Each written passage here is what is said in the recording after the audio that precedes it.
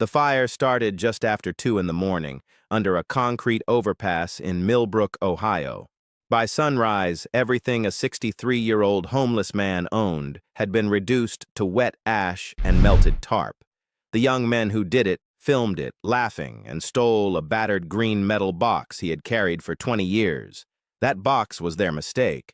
Folded inside it was a leather vest with a patch certain men across 3 states would recognize in half a second. And those men were about to come looking. To understand what that patch meant, you need to understand the man who lost it. The people of Millbrook knew him only as Ray. He was tall, even now, with gray hair pulled back and forearms marked by faded tattoos that nobody ever got close enough to read. He lived in a small camp beneath the Route 9 overpass with maybe a dozen others, but Ray kept to himself.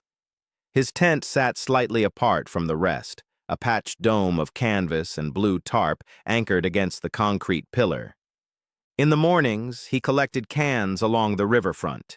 In the afternoons, he sat outside the public library, reading paperback westerns until closing time. And every single evening, without fail, he shared half of whatever food he had with a scruffy brown dog the camp had named Bandit. That was the routine. Cans, library, dog. Year after year, through Ohio winters cold enough to crack pavement and summers when the heat came off the overpass concrete in waves. Social workers had tried getting him into shelters half a dozen times over the years. He always thanked them, took the pamphlets politely, and never showed up. It was as if the man had decided, somewhere along the line, that he didn't deserve a roof, and no one could talk him out of the sentence he had handed himself. But the people at the camp knew something the rest of Millbrook didn't. Ray was the reason their little community under the overpass had stayed safe when other camps in the city were being robbed and harassed. When a drunk wandered in swinging a pipe 2 winters ago, Ray stood up, said nothing, and simply walked toward him. The man dropped the pipe and left. When a woman named Carol had her medication stolen, Ray disappeared for one evening, and the medication was back in her tent by morning. He never explained it, and he never told stories. He never raised his voice, and he never talked about his past. There was only one rule with Ray, and everyone at the camp knew it. You did not touch the green metal box. It sat at the back of his tent, dented and scratched, sealed with a padlock gone orange with rust. Carol asked him about it once, on a cold night when they were sharing coffee from a gas station thermos. Ray just looked at the box for a long moment and said, "That's everybody I ever owed something to." She never asked again. Then the Crowns showed up. They called themselves the 8th Street Crowns, a crew of about 15 young men who had spent 2 years working their way up from stealing car stereos to running stolen goods out of the abandoned Holloway textile warehouse 3 blocks from the overpass. Their leader was a 26-year-old named Dominic, and Dominic had a problem. The homeless camp sat directly between his warehouse and the river, and the people living there had eyes. He was convinced somebody in that camp had talked to the police about the trucks coming and going at night. Nobody had. But men like Dominic don't need evidence. They need targets. It started small. Crowns walking through the camp at night, kicking over water jugs, slashing a tent wall here and there. The message was simple enough. Leave. Some people did. The camp shrank from a dozen residents to 7, then to 5. But Ray didn't move, and because Ray didn't move, Carol and the others stayed too. He told them not to worry.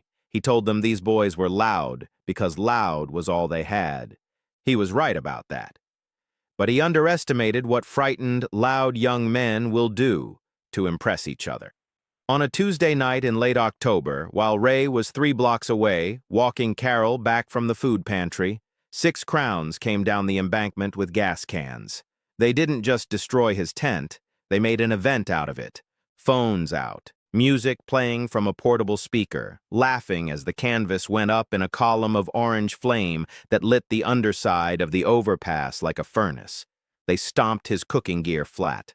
They threw his paperbacks into the fire, one by one, and when one of them found the green metal box at the back of the tent, He held it over his head like a trophy, while the others cheered. Ray came around the corner 4 minutes too late.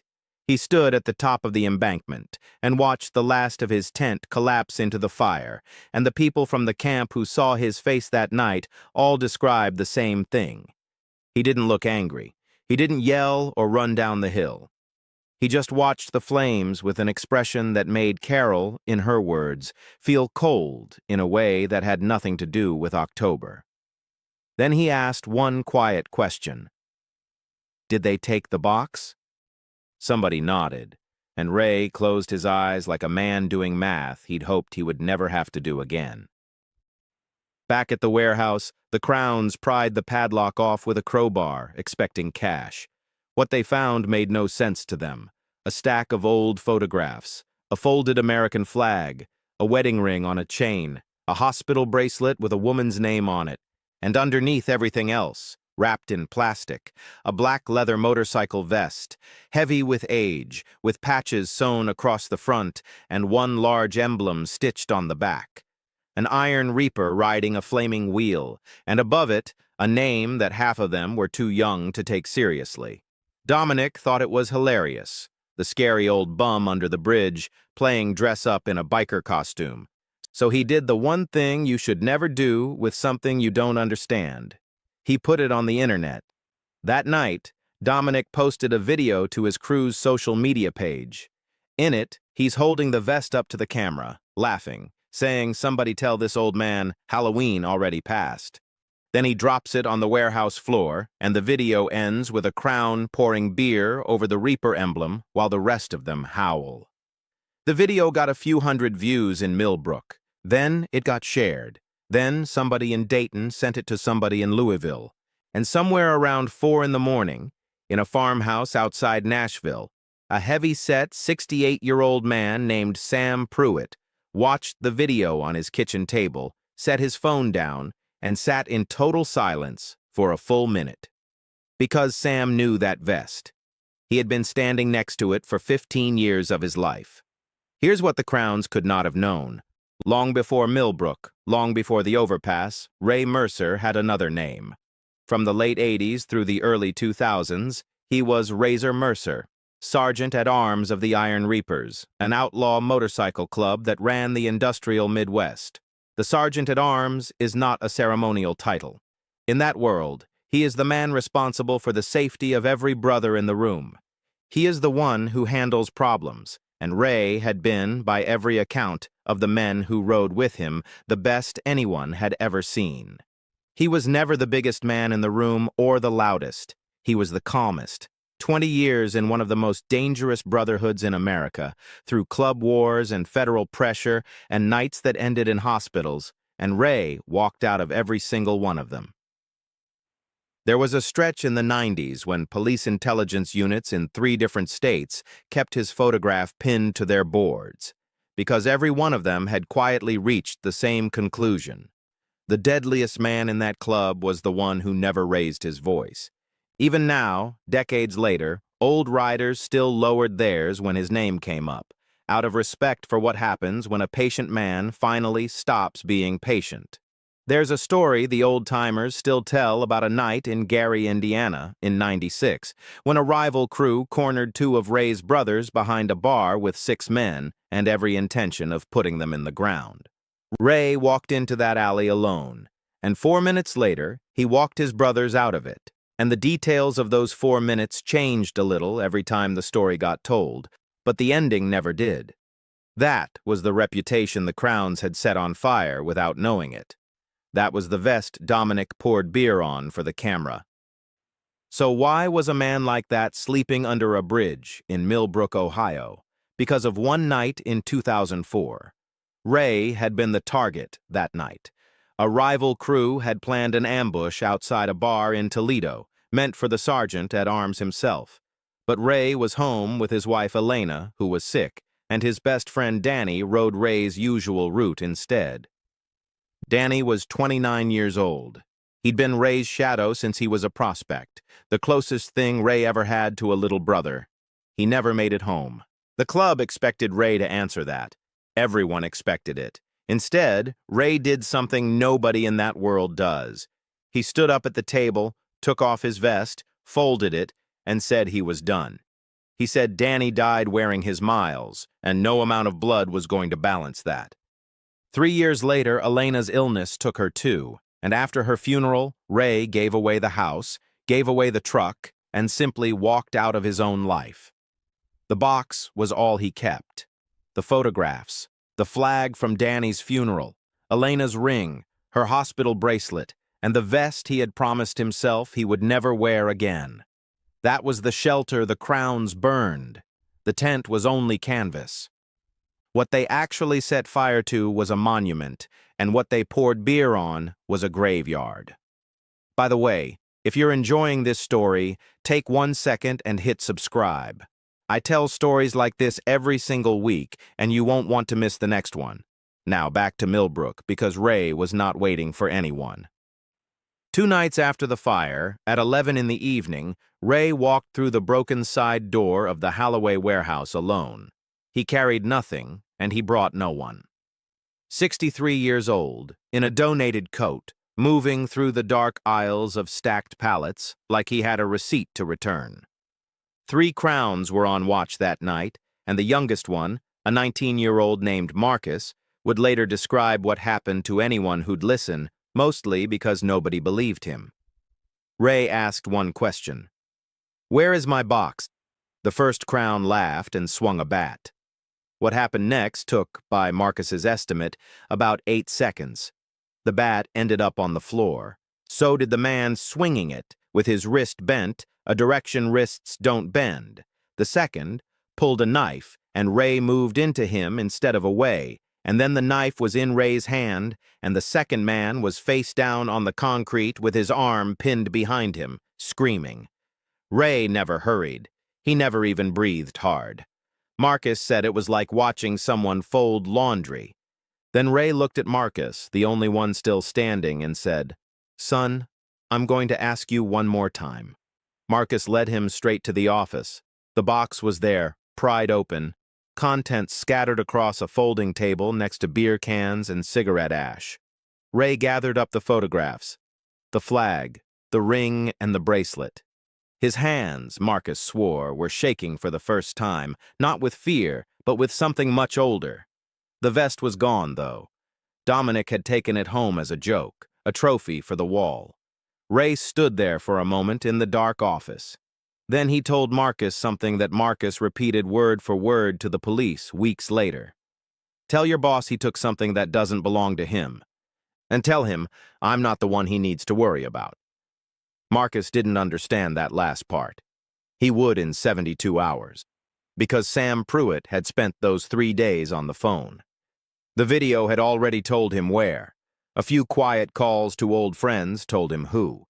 And on Saturday morning, the people of Millbrook heard something the town had never heard before. It started as a low rumble on the interstate, like weather coming in. By 10 in the morning, 40 motorcycles came down the Route 9 exit in staggered formation, chrome flashing in the cold sun, riders in leather from Tennessee, Kentucky, Indiana, and Ohio. Retired members and active members alike, men in their 50s, 60s, and 70s who had dropped everything because 22 years ago, every one of them had ridden behind Razor Mercer, and some debts don't expire. People came out of diners and hardware stores to watch them pass. Kids filmed from the sidewalk.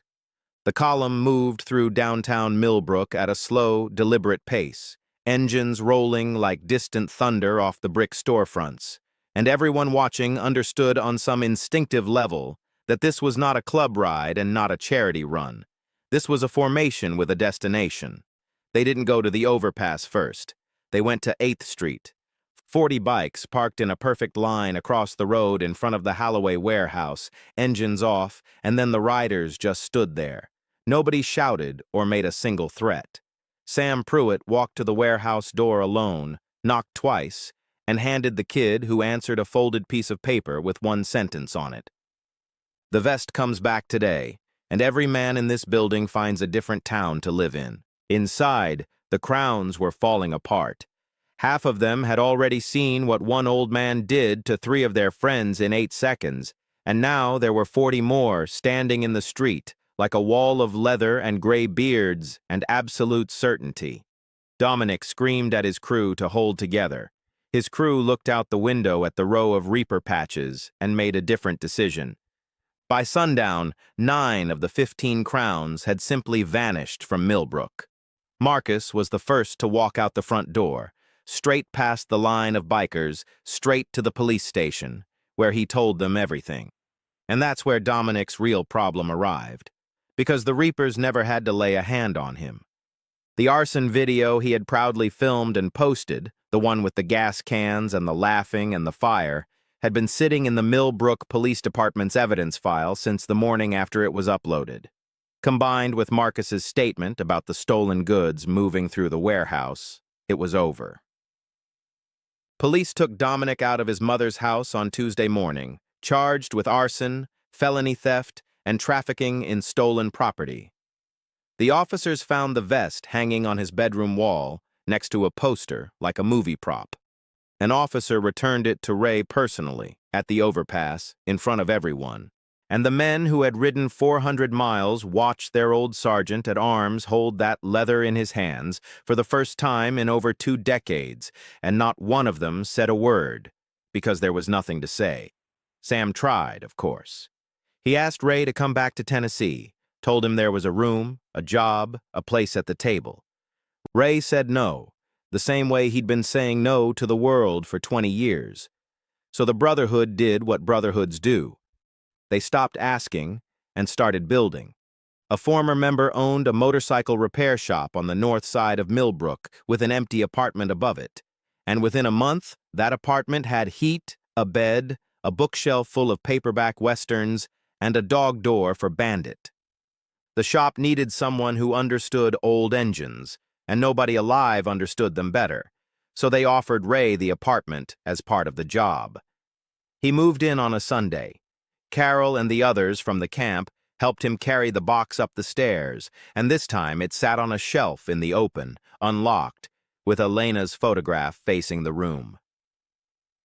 And on one cold, clear morning the following spring, the people of Millbrook saw something nobody expected.